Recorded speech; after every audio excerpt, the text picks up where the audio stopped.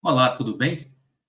Quero começar o vídeo desejando boas festas, um feliz Natal para todos e um ano de 2024 com muita saúde, com muita paz para você, para suas famílias, para vocês, para suas famílias, para os seus amigos, conhecidos, né? Um ano novo de muita luz, de muita proteção divina e de muitas boas energias, boas vibrações e boas notícias e bons investimentos, obviamente, não é verdade? Muito bem. Se você ainda não é assinante da Seleção de Empresas, a nossa oferta de Natal de R$ 960, a assinatura da Seleção de Empresas, por R$ 600. Você pode pagar em 4 parcelas via Pix, de 150 cada uma. Então, se você tem interesse, faça contato para a gente acertar essa sua assinatura anual. E a última oportunidade que você tem de pegar a assinatura anual com um preço descontado, de 960 por 600, até agora o fim de dezembro. A partir de janeiro não tem mais esta condição. Ok? Olha, a NVIDIA anunciou lucro aí de mais de 1.274%. Alguns investidores esperavam mais. Aí é piada, né? Estão mal acostumados, estão mal acostumados. O mercado teve uma reação que achou pouco. Olha, o que se espera é que realmente a NVIDIA continue entregando resultados especialíssimos por conta do boom da inteligência artificial. A receita no quarto trimestre da empresa foi de 20 bilhões de dólares. 20 bilhões de dólares, 100 bilhões de reais, receita no quarto tri da NVIDIA. Você não conhece a NVIDIA? Certamente é porque você não assina a Seleção de Empresas. Nós descobrimos ela no nosso estudo lá atrás, né? No ano de 2022. Né? 2022 a gente encontrou a NVIDIA na nossa vida e foi uma das empresas que a gente decidiu investir nos Estados Unidos. Né? Este ano, a gente fez uma estratégia de ter 3 empresas brasileiras e 3 empresas americanas no portfólio. Né? E a NVIDIA é uma delas, com resultados excepcionais, espetaculares. Conheça a NVIDIA, né? E assine a Seleção de Empresas. Olha, o Federal Reserve dos Estados Unidos disse uma coisa tão importante, mas, ao meu ver, também tão óbvia, que deve servir eu imagino que deveria servir de estímulo para o Campos Neto parar de errar. Né? A gente fez um vídeo recente dizendo que ele reconheceu que está errando há 4 anos as previsões de crescimento da economia brasileira. Por que será? Porque é preciso gastar sola de sapato, é preciso pensar fora da caixa, é preciso olhar fora da curva, né? E é isso que limita a equipe do Boletim Focus, né? As pessoas do Boletim Focus estão nos seus ar-condicionados, tomando seu cafezinho no expresso, no carpete, e não está prestando atenção no que está acontecendo nas ruas. O Federal Reserve dos Estados Unidos, preocupado com isso, tem buscado andar, tem buscado bater perna, tem buscado gastar sola do sapato. Os diretores do Federal Reserve estão buscando histórias da vida real para entender o que está acontecendo. O presidente do Federal Reserve de Richmond, Thomas Barkin, esteve recentemente reunido com uma plateia de empresários e estava justamente tentando entender como estão as empresas, como estão as expectativas com relação à economia, política de preços, visão a respeito da inflação, geração de trabalho. Então, essa foi uma atividade que ele fez agora, por exemplo, recente, no dia 14 de novembro, com um grupo de 120 empresários na pequena cidade de Westminster, na Carolina do Sul. Então é isso. Se ficar trancado na sua salinha, vai ver o mundo de forma muito pobre, né? Não vai entender o que está acontecendo, não vai entender o que está acontecendo. Essa é a questão, e por isso que os erros acontecem de análise, né? E por isso que os erros de análise acontecem. Bom, uma outra coisa importante que eu gostaria aqui de compartilhar com vocês neste vídeo é isso aqui, ó. A desvantagem tributária do varejo brasileiro com relação a plataformas chinesas de venda de produtos, isso a gente está batendo já há algum tempo. Proteger empresa chinesa e destruir empresa brasileira é coisa de otário, coisa de besta, né? Então o governo precisa parar de ser otário, precisa parar de ser besta. E o Congresso Nacional, atento a isso, já tem um grupo de deputados querendo acabar com essa burrada que está sendo cometida no Brasil.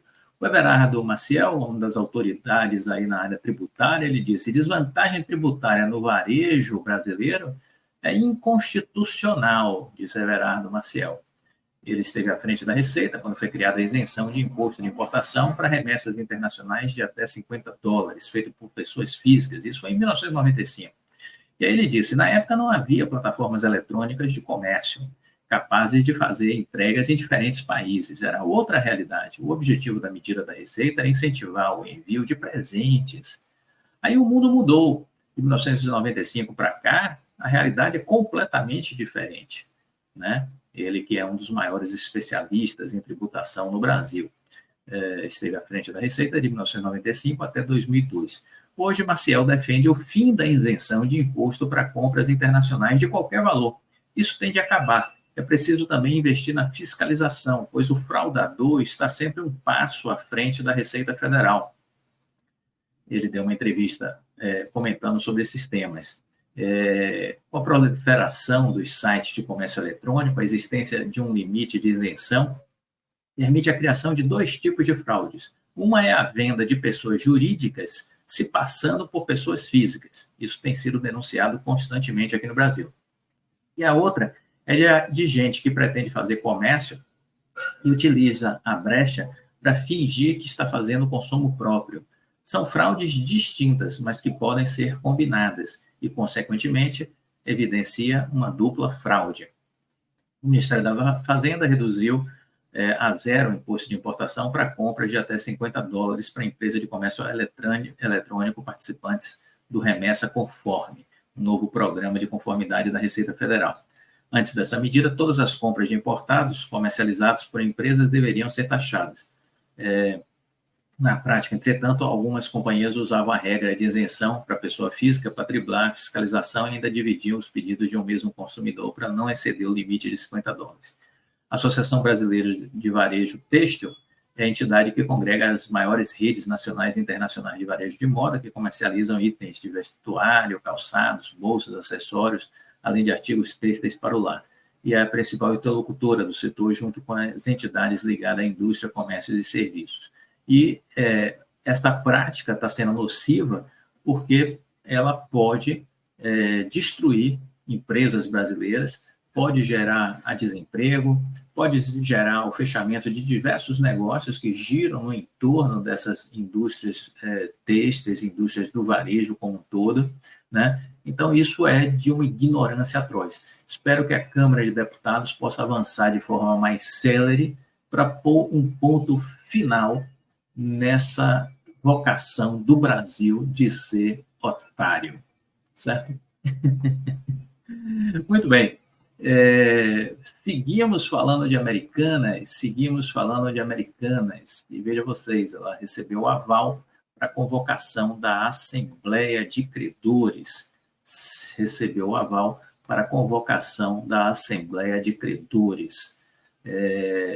O acordo está praticamente fechado aí com os credores e será objeto de votação nessa Assembleia, certo? Então, vamos ver o que saiu aqui sobre isso. A Americanas teve o aval aí do juiz da 4ª Vara Empresarial da comarca do Rio de Janeiro, né, da capital, para proceder à convocação da Assembleia Geral de Credores, numa primeira convocação em 19 de dezembro e numa segunda convocação em 22 de janeiro de 24. O objetivo é a deliberação sobre o plano de recuperação judicial. O edital será publicado oportunamente, já está disponível para consulta nos autos da recuperação judicial, no site da administração judicial conjunta, né? Então, temos aí o acordo já firmado entre os credores, os principais bancos aí já aderiram, a principal, vamos dizer assim, parte da dívida das americanas são com os bancos, de 42 bilhões, 35 bilhões de dívidas estão com os bancos. Então, os bancos avançando, a Americanas avança. Olha, uma informação sobre Prio. Prio informou que a Vente Strategic passou a deter 4,12% do capital social da Prio. Informação também importante. E a Vale, tivemos aí o pagamento, né, dos dividendos, né, que tinham sido anunciados, R$ 2,33 por ação, R$ 2,33 por ação, você juntando aí os dividendos com os juros sobre o capital próprio, né? A Vale também comunicou que concluiu o teste de processamento para a primeira fase do projeto Salobo 3, com o complexo de Salobo, atingindo uma capacidade de processamento superior a 32 milhões de toneladas por ano por um período de 90 dias. Essa conquista é um marco importante no acordo de streaming de Salobo com a Wheaton Precious Metals International, disse a mineradora. Em 2019, a Vale iniciou a construção do projeto de expansão Salobo 3, com investimento de 1,1 bilhão de dólares. Somadas as plantas 1 e 2, a capacidade de processamento agora é de 32 milhões de toneladas, né? E no momento está em ramp-up para atingir a capacidade total de 36 milhões de toneladas. Então, notícias aí sobre a Vale, sobre o crescimento dos seus negócios. Terminamos esse vídeo, uma vez mais, falando sobre a novela TCU e Oi. A Oi espera, veja vocês, espera receber do governo 61 bilhões de reais a título de ressarcimento por conta de prejuízos causados no período da concessão de telefonia fixa. A Anatel já declarou que não deve nada. A Anatel já declarou que não deve nada. Então, está aí o problema, né? A Oi diz que tem a receber, em razão dos sucessivos prejuízos da concessão de telefonia fixa, 61 bilhões de reais. Isso é um aumento em relação aos 53 bilhões que estavam tramitando na arbitragem, que está suspensa provisoriamente.